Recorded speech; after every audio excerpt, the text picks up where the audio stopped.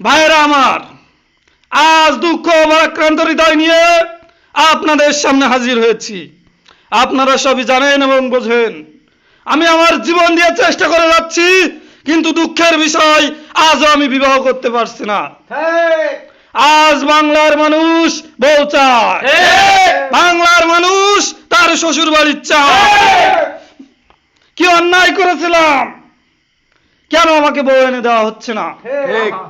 আমরা অবিবাহিতরা এই দেশকে বউ এনে ভরে তুলবো, অবিবাহিতদের বউ দিয়ে আমরা রাঙিয়ে দেব। কিন্তু দুঃখের বিষয়, আজ দুঃখের সঙ্গে বলতে হয়, দীর্ঘ 20 বছরের করুণ ইতিহাস, শ্বশুর বাড়ি না যাওয়ার ইতিহাস। দীর্ঘ 20 বছরের করুণ ইতিহাস, অবিবাহিত পুরুষদের আত্মনাদের ইতিহাস। আমি আমার বড় ভাইকে ভাবিকে বললাম, শুধুমাত্র একটা বিয়ে দিন। তিনি আমার কথা রাখলেন না, তিনি রাখলেন বড় ভাইয়ের কথা। বড় ভাই আমারে বলল, 5 বছর পরে তোর বিয়ে দেব।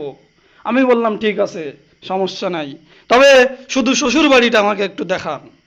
আমার দইটা হলো, আমাকে বলা হলো আমি নাকি পাগল হয়ে গেছি, বউ পাগল। আমি বললাম, বিয়ে না দেওয়া পর্যন্ত এই আন্দোলন শান্তিপূর্ণভাবে চলতেই থাকবে।